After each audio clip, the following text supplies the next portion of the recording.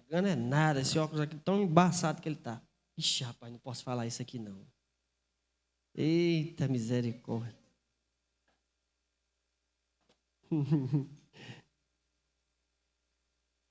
Primeiro João, tá, irmãos? Aquela epístola de João lá pertinho, lá finalzinho da Bíblia, pertinho do Apocalipse, tá bom? Aí leia comigo, tá? Leia comigo aí. Vamos ler dos versos 1 ao 4, tá bom? Nós, na quarta-feira passada, encerramos o Evangelho de João. E nós vamos iniciar agora aqui as epístolas de João. São pequenas, né? E a gente vai tratar isso rápido. Hoje vou fazer uma introdução, né, sobre essa carta.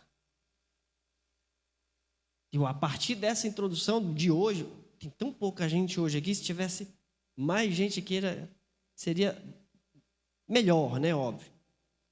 Para ouvir essa palavra introdutória, certamente vai fazer toda a diferença para o restante das mensagens de quarta-feira que nós vamos trazer. Ok?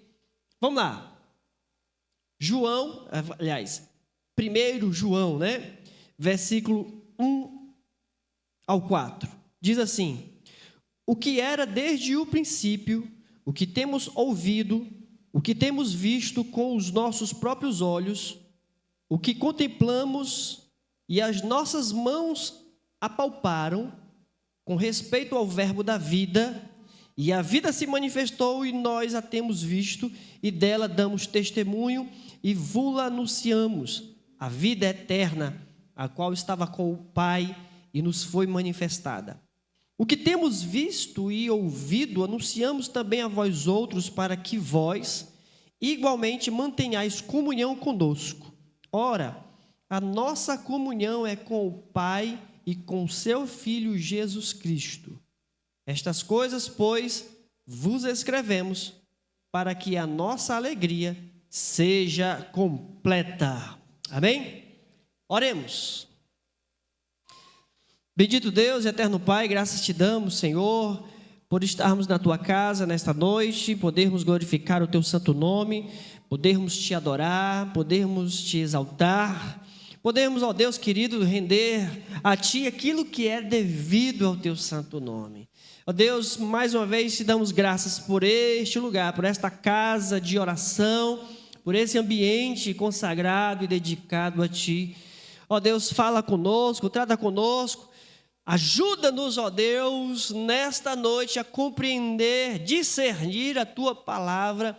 Só o teu Espírito Santo pode fazer com que essa palavra faça sentido para as nossas vidas. Em teu nome, assim eu te peço e já te agradeço. Amém, irmãos? Muito bem, sem muitas delongas, né? Veja bem, quem escreve a carta? Quem escreve a carta? João, um dos apóstolos, certo? Um dos 12. E ele escreve essa carta para uma das igrejas da Ásia, especificamente a igreja de Éfeso. Isso é uma linha de pensamento, tá? Por quê? Porque João era considerado pastor das igrejas ali, especialmente na Ásia Menor. Sabe quando você lê no Apocalipse as cartas às 7 igrejas da Ásia? Pois bem, aquelas igrejas da Ásia, elas são de responsabilidade pastoral do apóstolo João. E quando ele escreve essa carta, ele está olhando para essas igrejas, mas especialmente ele está olhando para a igreja de Éfeso. Parece que a igreja de Éfeso seria a igreja de maior identidade como o apóstolo João. Quando que João está escrevendo isso? Meados do século I, ali no final do ano 100, né? Final do século I. Então, João está em idade avançada. Provavelmente isso antes de Patmos, né? Antes dele ser preso e lançado em Patmos. Antes da revelação do Apocalipse. Mas João já está ali com a idade muito avançada. Por que essas informações são importantes, irmãos? Porque algumas coisas estavam entrando na igreja que João, como apóstolo, pastor, uma pessoa responsável pela igreja, mesmo na sua idade já avançada, ele se viu, responsável de corrigir a igreja, denunciar os erros, denunciar os equívocos, denunciar as heresias, denunciar ali tudo aquilo que estava se desviando da fé autêntica, da fé verdadeira, da fé original em Cristo Jesus. Porque, veja bem, um dos primeiros problemas que a gente vai encontrar nos dias de João, e como resultado essas cartas vêm por causa desses problemas, um dos primeiros problemas é que exatamente os cristãos que estão recebendo esta carta, a quem está sendo destinada essa carta, esse conteúdo, já são cristãos de pelo menos segunda ou terceira geração. Essa é uma das primeiras observações. Por exemplo, minha mãezinha querida, e até mesmo a Sônia, minha irmã que é mais velha. As duas aqui são primeira geração da igreja wesleyana aqui em Fortaleza, né? E especialmente aqui na Bela Vista. Da época de vocês para cá mudou muita coisa, sim ou não? Eu me considero já uma transição de segunda para terceira geração, mas eu penso que terceira geração mesmo, terceira geração já é a irmã Cristiane, né? Irmão Bernardo. A terceira geração de cristãos daqui, da igreja wesleyana. E isso que a gente está falando de 36 anos. 36 anos, certo? E nesses 36 anos, a própria igreja wesleyana Bela Vista, ela já foi, assim, sofrendo algumas mudanças, né? Algumas mudanças. Eu não diria doutrinárias, né? Doutrinária a gente permanece, mas algumas mudanças realmente são visíveis. Porém, a mesma coisa acontece nesse intervalo, mais um intervalo de cerca de 70 anos, né? Cerca de 70 anos de história já da igreja. Então, a gente tá falando aqui de possivelmente uma segunda, pelo menos uma segunda e uma terceira geração de cristãos. Aquela primeira leva de cristãos morreram. O último aqui é João, tá? O último. Aquela primeira leva toda a primeira leva de cristãos que andaram com Jesus, os primeiros discípulos, todos já passaram. Já tem uma segunda e uma terceira já totalmente misturada, né? Enfim, isso é uma coisa muito interessante da gente observar. Por quê? Quando a gente olha para a primeira leva de cristãos, e aí eu quero que você observe, tem um texto maravilhoso, que é o texto de Atos 2, e aí vai colocar para nós aqui, Atos 2, do versículo 42 até o 47, mostra bem, né, dá uma boa descrição, um verdadeiro retrato, é o novo, né? Retrato da igreja primitiva, né? Vamos ler até o 47, tá bom? 1, 2, 3, aqui, ó. E perseveravam na doutrina dos apóstolos, pode ler comigo, eu deixo, viu? E na comunhão, no partir do pão e nas orações. Em cada alma havia temor, e muitos prodígios e sinais eram feitos por intermédios dos apóstolos. Todos os que creram estavam juntos e tinham tudo em comum.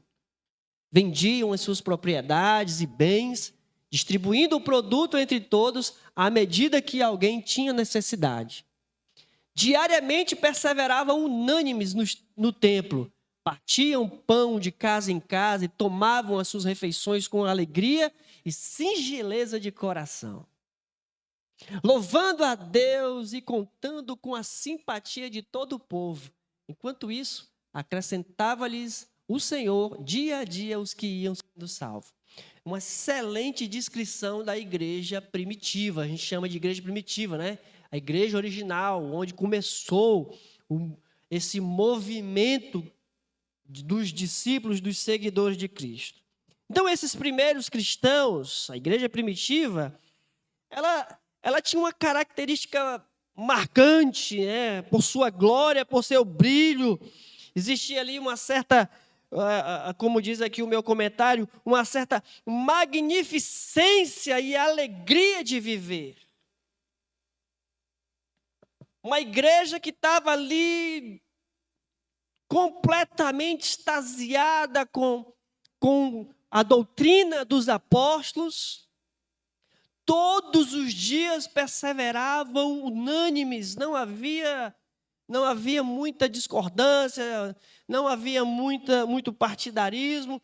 Eles perseveravam todos os dias, de casa em casa, partiam o pão, eles não consideravam nada seu, eles vendiam as suas propriedades e distribuíam segundo a necessidade de cada um. Não tinha ali nenhum charlatão, bandido, sem vergonha, roubando ou tomando vantagem em cima de ninguém. Enfim, essa era a igreja primitiva, a igreja original. E essa última leva de cristãos originais tinham falecido, morrido. Mas essa segunda ou terceira geração que João está tratando é uma geração que tinha chegado a ser cristão muitas vezes por hábitos. Opa, os colegas vão se reunir acolá, vamos junto. Opa, hoje tem a festa do amor. Quem sabe o que é a festa do amor? Santa Ceia, irmãos. Era chamada de festa do amor. E lá tinha janta. Vamos lá, tem comida hoje lá na festa do amor, festa dos crentes. Então essa geração a quem João está se referindo é um pessoal que está exatamente assim, muito mais chegado por questões de hábitos, por questão de tradicionalismo,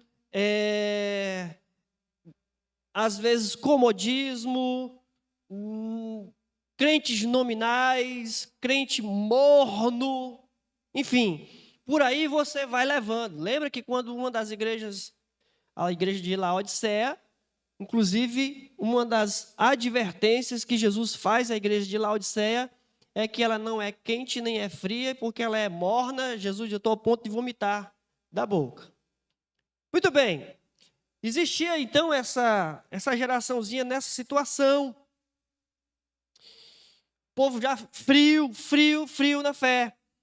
O povo se acostumou com aqueles outros cristãos, com aqueles outros colegas, com aquele ciclo de amizade. Tinham perdido ali a essência, né? Tinham perdido aquela originalidade. E Jesus já tinha advertido sobre isso, né? Jesus já tinha advertido sobre isso. Essa mesma advertência, ela vale para nós.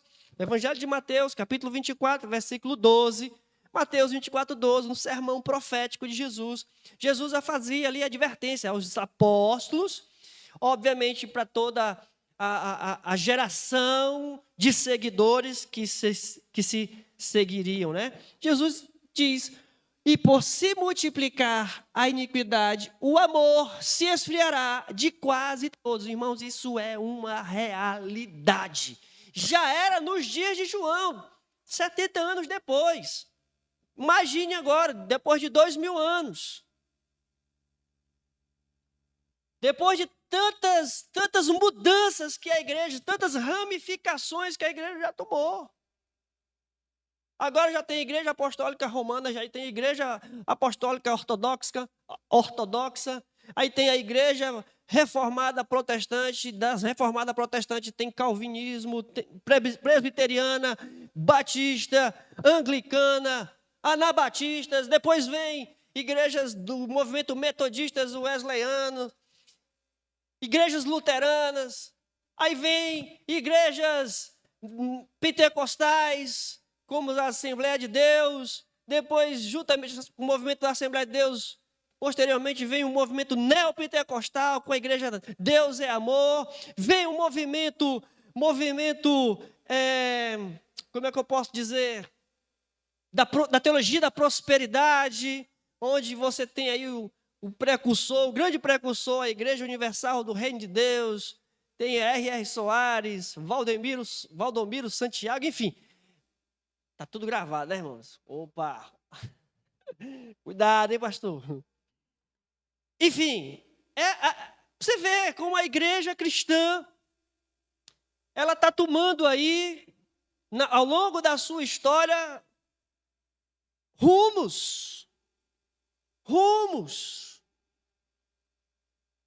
Depois de 2000 anos, com 70 anos depois, você observa que já havia ali uma advertência forte por parte de João às igrejas da Ásia, porque já se percebia grupos com essa característica, grupos cristãos, nominalmente cristãos, acomodados no meio dos cristãos, vivendo entre os cristãos, mas os seus hábitos já eram aquele tipo de hábito morno, né? Nominal, tradicional. E quando eu falo tradicional, não estou falando nos modelos de hoje, né? Como igreja tradicional. Enfim, o amor esfriando. Então, João escreve exatamente numa época em que, ao menos para alguns dentro da igreja, aquele primeiro amor, aquele primeiro entusiasmo tinha desaparecido. O amor já tinha se esfriado na vida de algumas pessoas, mas eles estavam no meio dos crentes.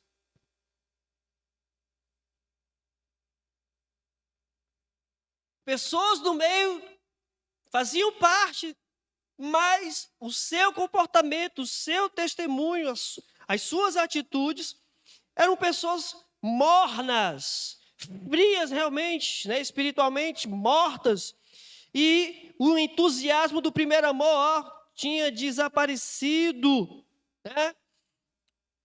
Enfim, João está escrevendo a esta igreja, que possivelmente seja a de Éfeso, né?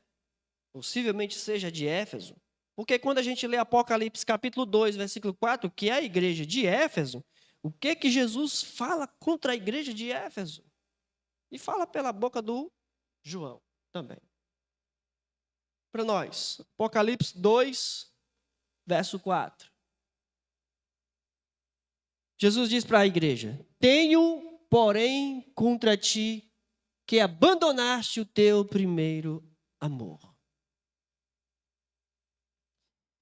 Essa questão, irmãos, para mim sempre foi um grande desafio. Porque o que acontece, né?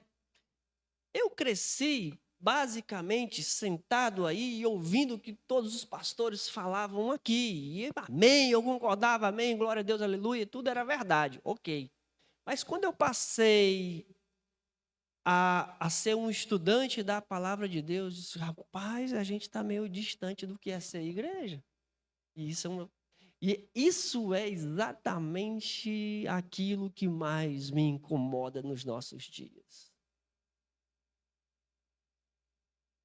Você olha exatamente quando eu fiz a descrição de Atos 2, né? A descrição de como era a igreja primitiva, aquele primeiro amor.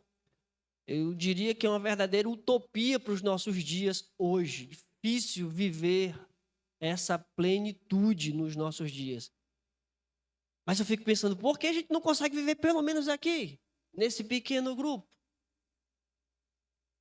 Por que não conseguimos desfrutar disso num grupo reduzido, nesta pequena partícula da igreja, né? Esse primeiro amor, essa originalidade da igreja primitiva. Não permitirmos que o amor nos transforme, né? No sentido de que o amor esfriando e nos distanciando daquilo que nós deveríamos ser. A advertência de Jesus é: tenho contra ti que deixaste o teu primeiro amor. Normalmente a gente equivocadamente pensa, primeiro amor era quando a gente fazia tudo na igreja, mas não é, irmão. É a essência de ser cristão. Amar, perdoar, servir, dar, receber, evangelizar, compartilhar a fé cristã de maneira oral e prática. Na mutualidade, partir do pão, tudo com singeleza de coração, tudo com alegria, não com pesar, não com uma espécie de obrigação religiosa, aí te perde o significado, não como fazendo parte de uma instituição religiosa, porque a igreja foi institucionalizada. Vocês compreendem isso, amém, irmãos? Desde o imperador Constantino, né? A igreja, ela foi adotada, abraçada como religião do Estado, né? Império Romano.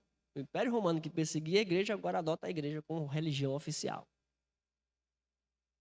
E agora ele organiza a igreja como se fosse ali um grande departamento militar, estabelece um papa, que é o comandante de todos, vem os bispos, que seriam ali os sei lá, como é que chama? Os subordinados do Papa, e assim colocando uma série de hierarquias que já foi totalmente diferente daquilo que Cristo instituiu, né? O maior é servo de todos. Aí já, quando entrou para a igreja romana, o Papa já ficou ali cheio de pompa, né? Ficou invertido já. Enfim, e hoje em dia tem pastores aí com segurança, com jatinho, com carro blindado. Meu irmão, isso me dá dor de cabeça. Está errado. Não tem como alguém dizer para mim que está certo. Não dá.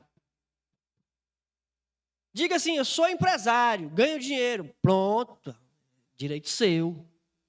Acaba de dizer, sou pastor e estou vivendo desse jeito. Não dá, não tem coerência. Né? É antiético, é imoral um negócio desse. Continuando aqui, senão eu vou falar besteira. Enfim, João, a primeira observação nesta carta de João, né? Nas 3 cartas de João, você tem que entender, nós temos que entender isso. João está escrevendo para um grupo de 2ª, 3ª geração, e esse grupo está sofrendo com uma parte deles que já estão com um amor completamente frio, e essas pessoas têm um comportamento extremamente contaminoso. Não é contagioso, não, porque contagiar é até bom, mas contagiar é alegria, mas contaminar mesmo, de negócio de adoecer. Né? Para adoecer. E uma segunda observação que eu quero fazer com você nessa noite, uma segunda observação, é que a partir desse grupo que já demonstra ali a mornidão, um amor frio, né? E assim já contaminando o todo, uma das primeiras consequências disso é exatamente uma igreja acomodada, né? Uma igreja acomodada e uma igreja aborrecida com o quê? Com algumas coisas que a própria fé exigia. Mas quando eu estava lendo isso aqui, eu disse, meu Deus do céu, esse cara estava vendo os nossos dias. Quantos e quantos pastores hoje estão advogando contra a Bíblia, dizendo, olha, isso aqui caducou. Eles usam essa expressão, isso aqui caducou, não dá para a gente obedecer, observar isso aqui para os nossos dias. Era exatamente o que estava acontecendo, já tinha gente aborrecida, já tinha gente ali incomodada com a exigência da fé cristã. Tipo o quê, pastor? Eles não queriam mais ser santos, como a Bíblia diz que nós temos que ser santos. A Bíblia diz assim: sede vós santo, como santo é o vosso Deus. Pedro repete essa expressão. Essa é a doutrina apostólica. Deus exigiu isso lá no Antigo Testamento. Pedro falou isso à igreja primitiva. Foi uma exigência da doutrina apostólica. E aí, 70 anos depois, já tem gente que não está mais aguentando essa norma, essa exigência de ser santo como uma exigência da fé cristã no Novo Testamento. O que significa a palavra santo? Do grego, hagios. Significa literalmente ser diferente. Não é ser estranho.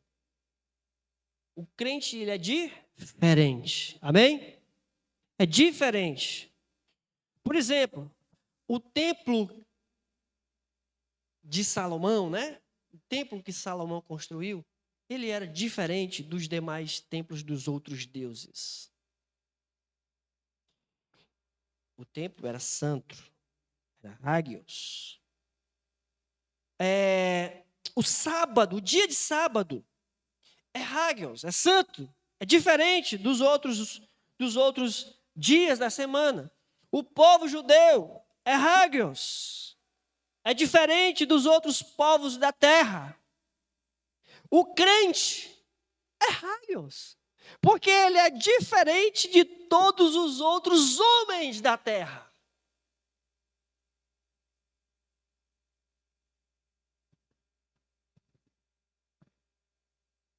Alguém pode olhar e dizer, aquele ali é judeu, pá. Aquele ali é um muçulmano, pá.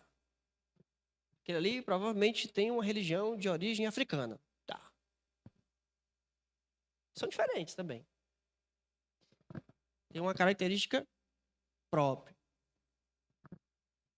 Mas eles não têm esse nome atribuídos a eles. E o crente tem. Por que o crente, muitas vezes, tem crente que não quer ser diferente? O crente quer ser parecido com todo mundo. Quer ser parecido com o mundo, na verdade, né? Quando que o crente, ele tem esse status de ser santo, de ser diferente, separado. E separado não é se excluir, não, tá, irmãos? No sentido de ser dedicado, consagrado. É nesse sentido, nesse aspecto. Então, o crente, ele é diferente. E isso sempre existiu, essa separação, santo, né? Essa diferença, essa distinção, sempre existiu entre o cristão e o mundo. Não é de agora não, irmãos, sempre existiu.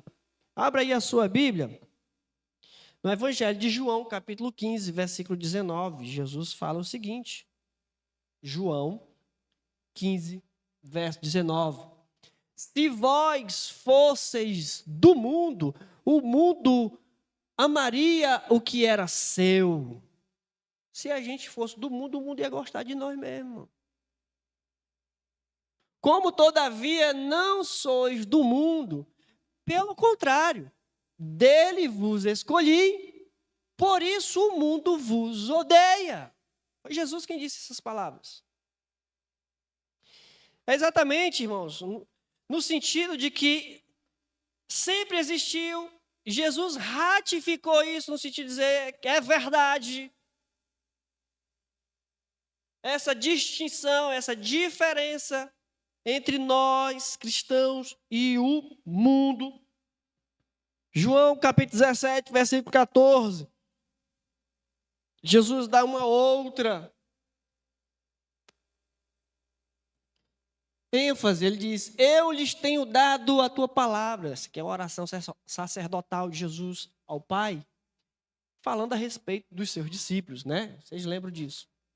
Eu lhes tenho dado a tua palavra e o mundo os odiou. Por que o mundo odiou os discípulos de Jesus?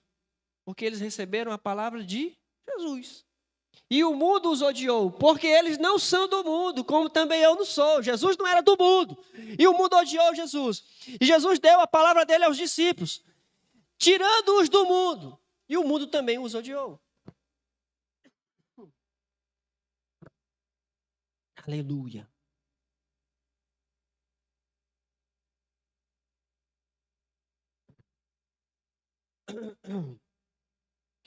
Portanto, meus irmãos, tudo isso, essa ideia toda,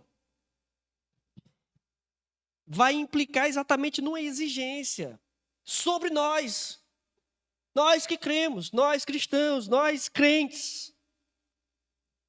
Que implicava já sobre a igreja primitiva, que implicava já sobre a segunda e a terceira geração de crentes a quem João está escrevendo.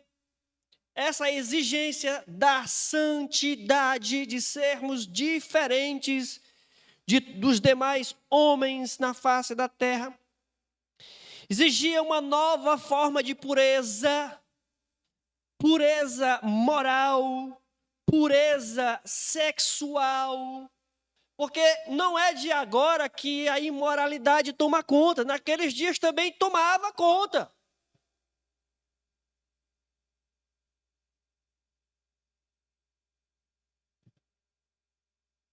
Por que é que você acha que João Batista foi torar a cabeça de João Batista? Porque ele implicou politicamente com Roma? Denunciou o pecado moral e imoral sexual do Herodes. Ninguém dizia nada. João Batista falou. Corta-lhe a cabeça. Então já era uma exigência naquela época. Continua sendo uma exigência sermos santos, com realmente uma nova visão de pureza moral, uma nova visão de pureza sexual, uma nova visão de bondade, de misericórdia, de serviço, de perdoar. Perdoar. Isso tudo é ser crente. E a Bíblia exige isso de nós. E, infelizmente, a gente vê vamos assim dizer, a cada ano, a cada geração, pessoas argumentando, defendendo o pecado, advogando a favor do pecado. Contra as exigências de Deus, da Bíblia Sagrada. Argumentando, dizendo até que, não, isso aí está muito ultrapassado, né? 2024, meu povo. Bem, 70 anos depois de Cristo, 70 anos depois não, cerca de 100 anos depois, estou falando 70 anos porque meados dos anos 30, 33, 35, dependendo do erro aí de data, que ninguém sabe se é para mais, se é para menos, nós temos exatamente aí uns 30 anos depois da morte e ressurreição de Cristo. Uns 70 anos depois da morte e ressurreição de Cristo. Mas, enfim. Então, logo que os primeiros cristãos que estavam ali fervorosos, no primeiro amor, no primeiro entusiasmo, logo que tudo isso passou, foi ficando cada vez mais difícil se diferenciar, se distinguir do mundo. E foi ficando cada vez mais difícil privar-se das coisas do mundo. Mas por que eu não posso? Você vê que Paulo já tem dificuldade, porque um e outro pergunta se pode, se não pode, se faz, se não faz. Há anos atrás, né? Quem é que ia ficar discutindo se cristão podia ou não podia divorciar e casar de novo? Anos atrás era uma vergonha até se divorciar. Mas hoje em dia, normal.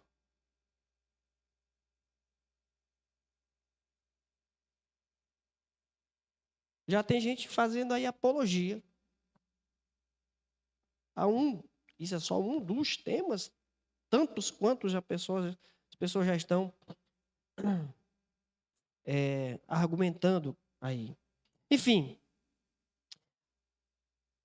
Cada ano que se passava, estava ficando mais difícil sustentar isso, a exigência da santidade, dessa nova disposição moral, ética, dessa pureza moral, ética, sexual, da bondade, do serviço, do perdoar.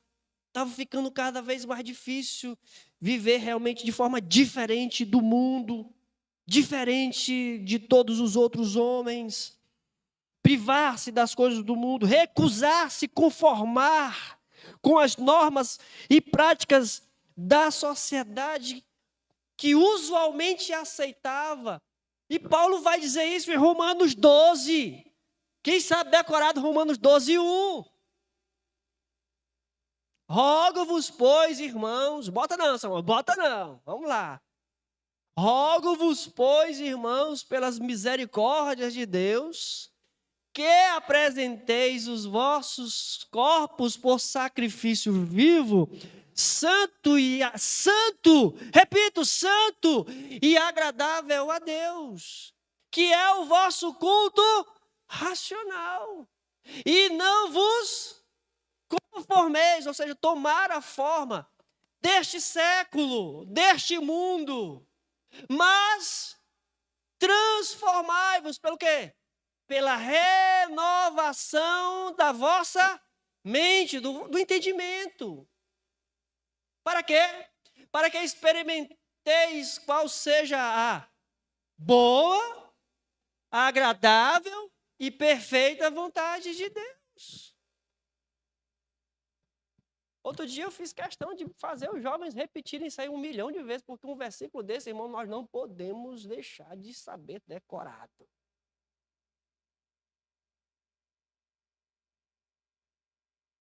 Porque cada ano que passa, a gente luta contra as transformações indevidas no meio da igreja, irmãos. Também, uma das nossas lutas, tá? Não é só lutar por preservar, não. Mas a gente precisa preservar a fé evangélica.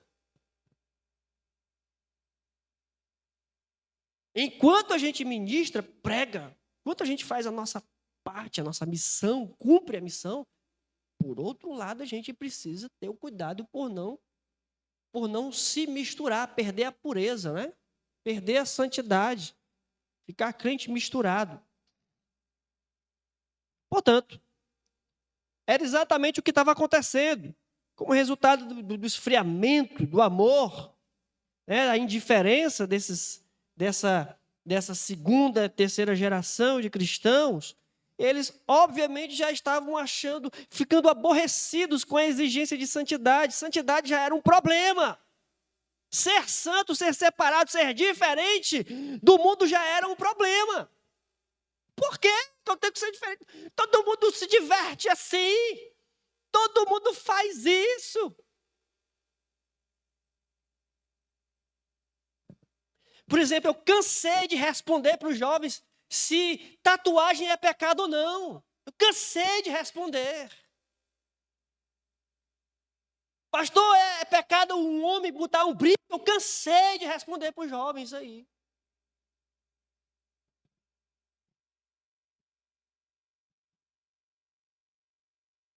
Enfim, tudo isso é exatamente um tipo de situação, de circunstância que a igreja precisa vigiar para não cair. Porque, irmãos, eu diria que se no ano 100, por meados do ano 100, essas pessoas eram minoria, agora em 2024 elas são maioria. Eu tenho certeza. A minoria é uma minoria que quer ainda ser diferente, que quer atender à exigência de santidade, que quer ser santo, que quer ser diferente das práticas dessa sociedade que ela acha que é normal e que são aceitas. Existiam alguns que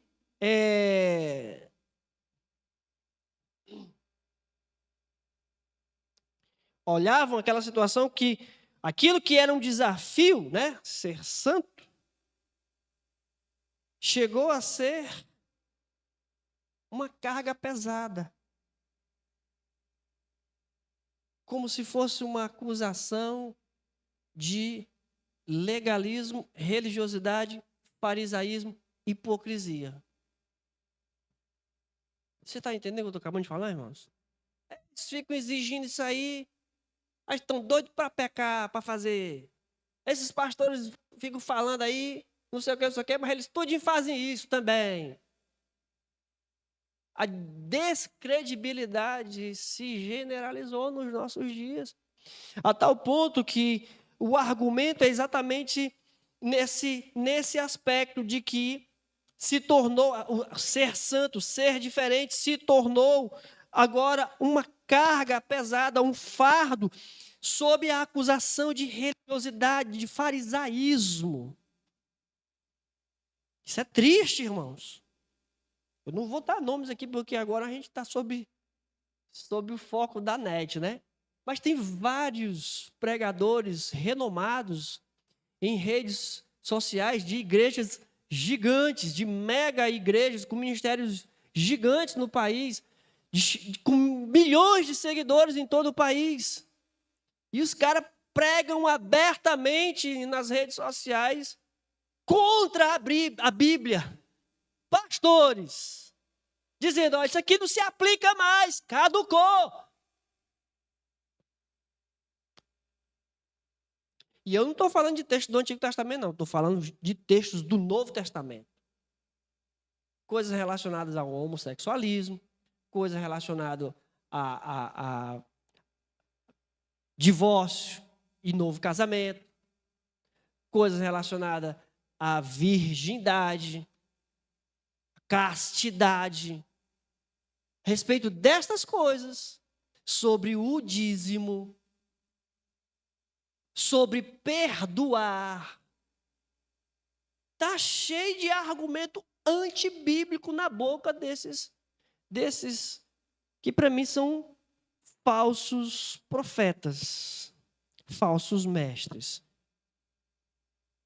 E quando eu digo que aqueles que querem ser santos são a minoria, é porque hoje a Bíblia diz, né, Paulo fala, que nos últimos tempos os homens iam se acercar de mestres que iam falar exatamente aquilo que eles queriam ouvir. É exatamente, então, está cheio de gente dizendo, eu sei o que eles querem ouvir, eu vou falar. E eu, uau, rapaz, aí eu vejo lá os recortes, aí eu vou para os comentários. Quem gosta de ver comentário? Eu adoro ver comentário, gente. Eu vou lá e sempre tem um lá, um falso herege, né? Falso profeta, é um herege. Mas 1 milhão de comentários. Esse é o pastor. Como é o nome desse pastor? O cara nem sabe quem é. Como é o nome desse pastor? Esse cara, esse daí está falando a verdade. O cara não conhece a Bíblia, mas ele falou o que ele gostaria de ouvir.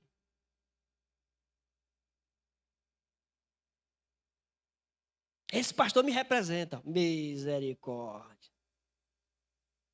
Tá assim. Mas não é de hoje não, irmãos. Nos dias de João, meados do século 100, já tinha esse perigo, esse risco.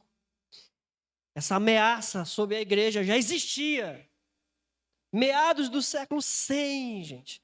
A partir da segunda e terceira geração. Na primeira geração você não vê isso. Mas de segunda e terceira geração da igreja, você já começa a observar isso. E João já começa a denunciar esse problema. Uma última coisa que eu quero observar com você hoje. Sobre os destinatários, né? Para quem João está escrevendo e os problemas que estão, né, no contexto da epístola de João, das epístolas de João. Essa carta aqui, ela não vai falar, por mais que, olha, irmãos, é um período de perseguição que a igreja está vivendo. Final do ano 100 é um período de perseguição que a igreja está vivendo. Mas você não vai observar nenhum sinal sobre uma igreja perseguida, sofrendo violência. Você não vai ver. O grande perigo que assusta o apóstolo João é interno. Não vem de fora. Dá para entender a preocupação do apóstolo João? Quando ele escreve essas epístolas, são cartas pequenas, conteúdo poderoso. É palavra de Deus. O perigo não está lá fora. O perigo está dentro da igreja. João não menciona em nenhum momento sobre perseguição, sobre as coisas de fora.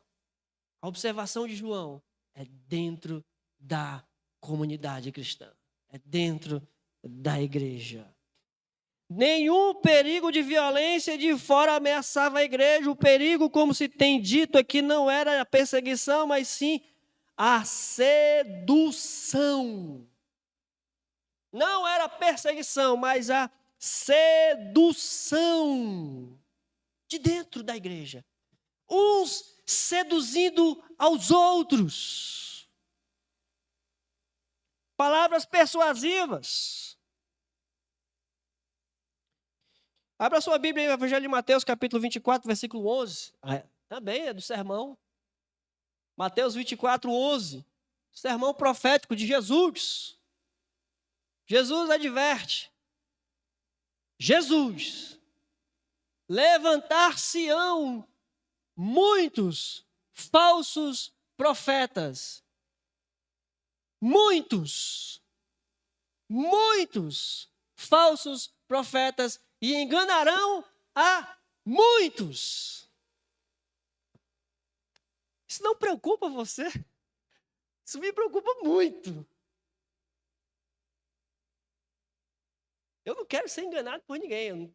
Eu não sou o tipo de cara que acha que sei de tudo, dono da verdade. Mas o que eu tenho mais medo é de ser enganado por um falso profeta.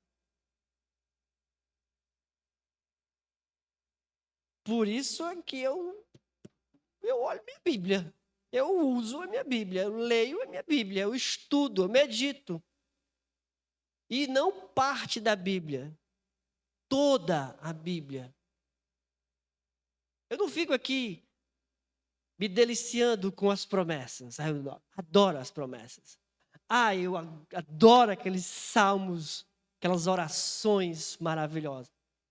Amém, tudo isso é maravilhoso. Meu irmão, você não vai conseguir escapar do lobo só com isso. Você não vai.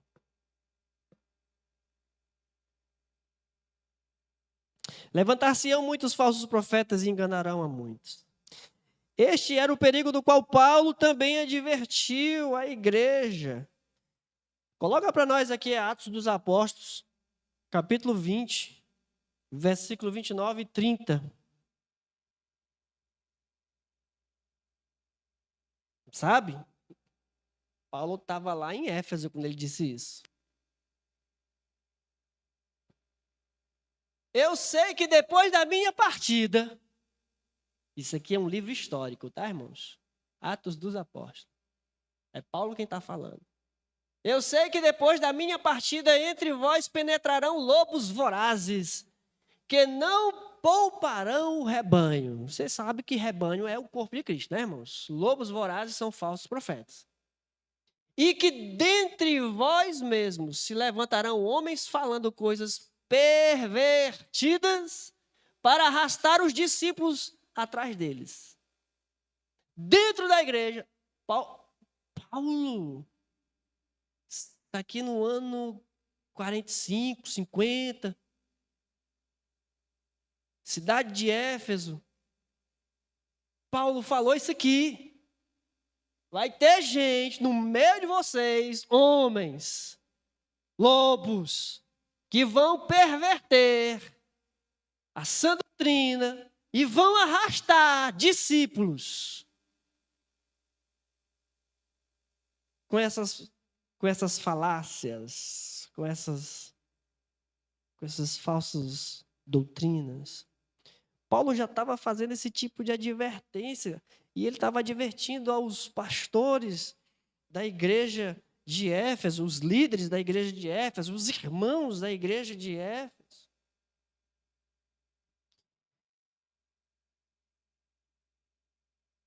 Eu concluo aqui, irmãos, essa palavra introdutória do livro de João, dizendo que o mal que João procura combater não procede de pessoas estranhas que queriam destruir a fé.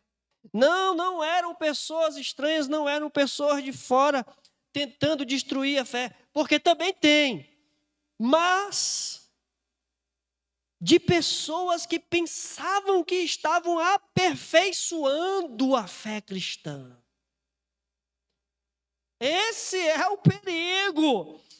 Pessoas de dentro que achavam que estavam aprimorando, aperfeiçoando, atualizando, tornando o cristianismo intelectualmente respeitável nesse país.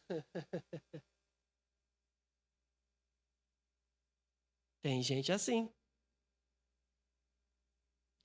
Tem alguém me entendendo, irmãos? Pelo amor de Deus.